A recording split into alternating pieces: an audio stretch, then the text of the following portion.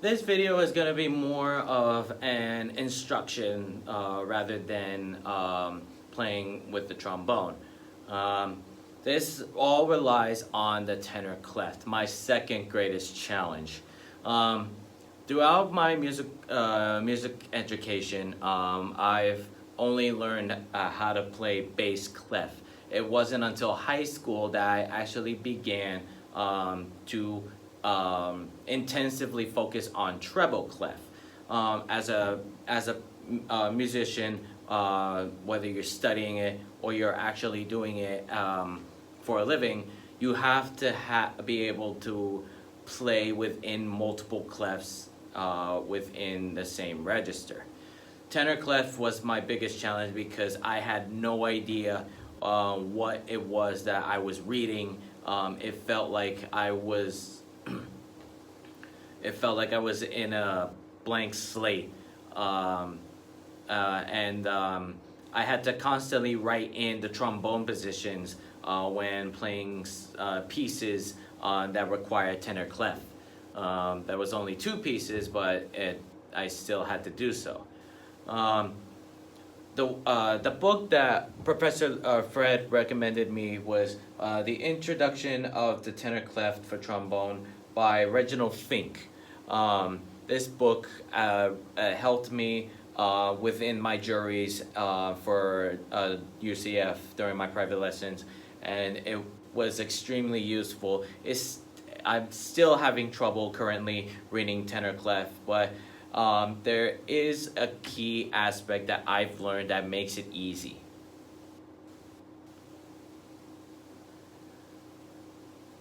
The way that we all learned how to play trombone is on the F note, not C, like most instruments. And we had to learn things completely differently. I'm gonna go ahead and fit this book up very closely. Hopefully it's not too blurry on the camera.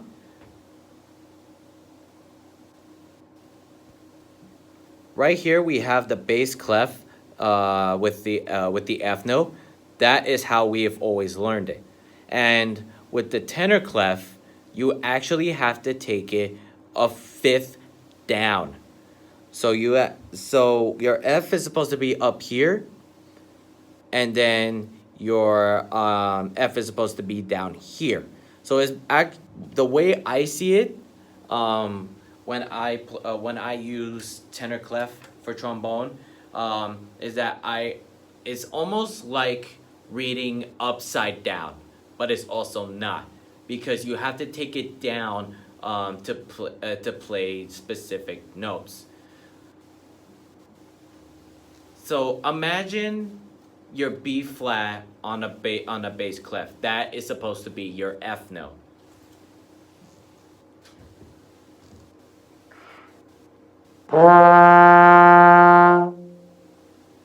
That is the note that you have to start on the bass on the tenor clef on the last staff line. It was very difficult for me to do so. This book has very basic exercises that should be able to assist you in many possible scenarios.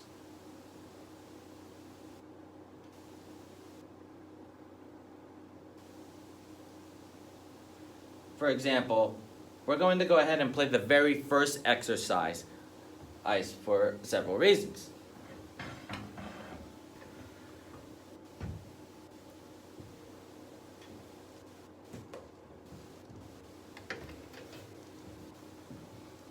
If you look closely on the first exercise, it actually has the notes.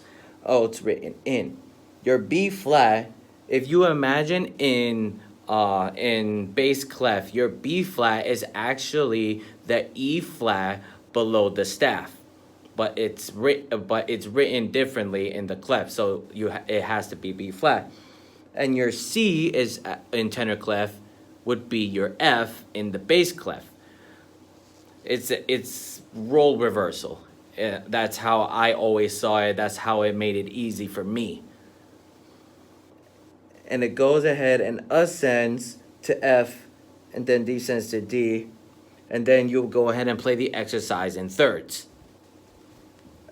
hertz, which is the arpeggios of this exercise.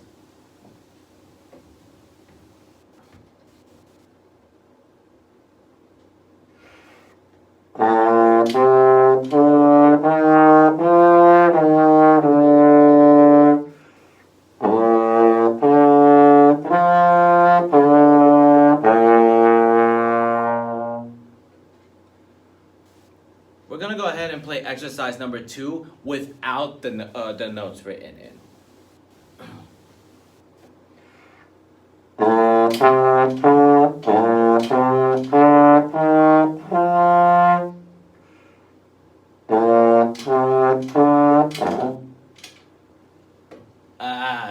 See, right there. I actually misread it. And I hesitated. So if you look really closely, we have B flat, C, D, C, B flat, C, D, E flat, D, C, D, E flat, F. See, I'm already hesitating because I still have trouble reading tenor clef. My apologies. It actually goes that you actually ascend and then you actually go ahead and go back every 4 notes. It's almost a pattern. So every 4 notes, you're actually gonna go back. So it's gonna, with the exception of the first measure, B, C, D, B flat, my apologies, C, D, B flat, C, D, E flat, C, D, E flat, F, D, E flat, F. It's a pattern that is going to have you play the next note on the scale of the B flat. So we're gonna go ahead and try that one more time.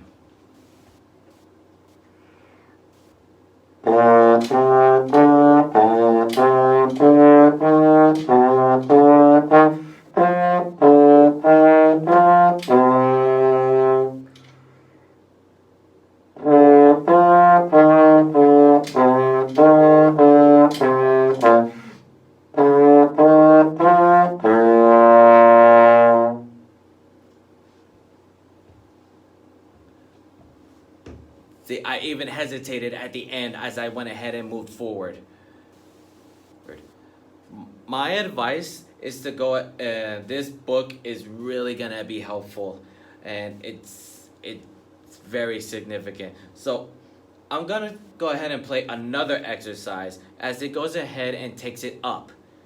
We'll go ahead and I'm gonna go ahead and achieve number 6 of the exercise. As in this book. So we have we have a similar pattern. B flat, C, D, B flat, but then it actually jumps up to F and then to E flat, D, then F, G, F, E flat, A, G, F, E flat. So it's the similar pattern as exercise number 2. The only difference is that you're ascending to your ascending notes. So on measure 2, you're starting on F. On measure 3, you're starting on G. On measure 4, you're starting on A. And lather, rinse, and repeat.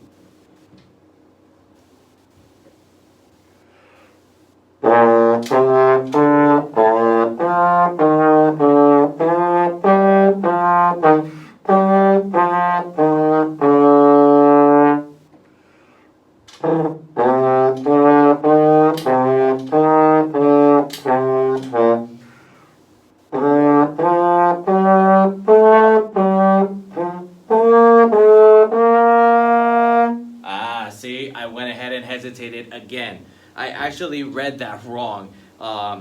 Measure 4, you're actually continuing to descend onto D, and you're actually going to start on C on measure 5, and start on E flat on measure 6, and then ascend from F to A, and then play B flat, A, B flat on the end. So we'll go ahead and do that one more time.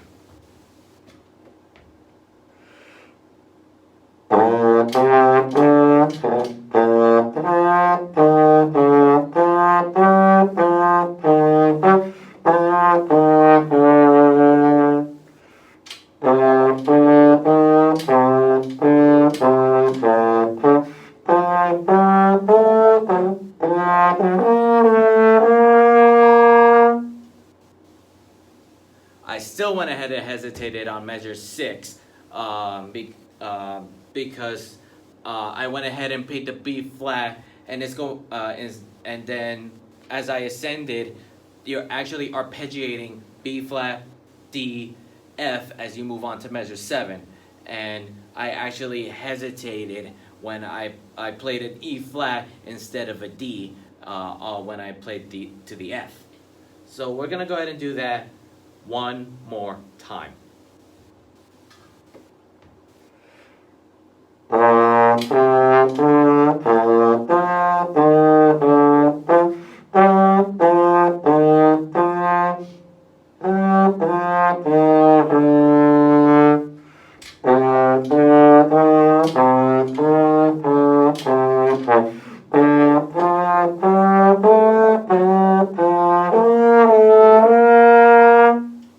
See, all of that was just complete gibberish. I went ahead and hesitated way too much.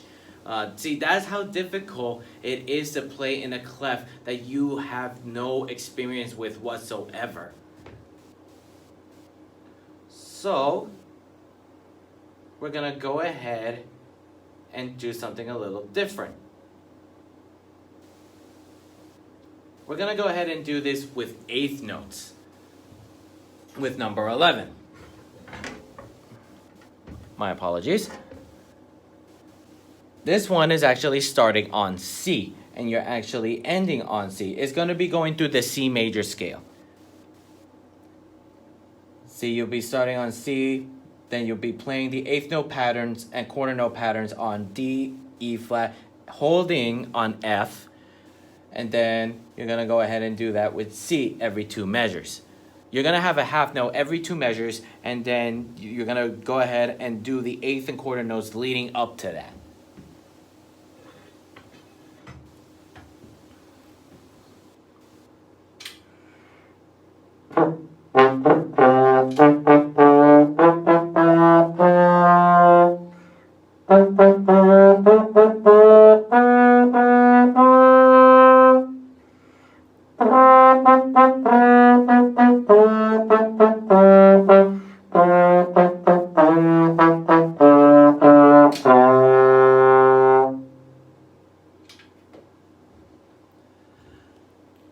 See, I was able to achieve that with the tenor clef.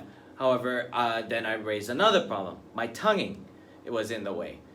It's always good to build upon other shorter aspects when you're within your play style, when you're learning something new like a tenor clef here. This clef was far beyond the greatest challenge for me, other than my my upper register notation. I always read this book. Even on marching baritone, this book has been useful. I only wish that I learned this book sooner, so that way I wouldn't be stuck at the position that I was at. But that's all I have for you, and thank you so much.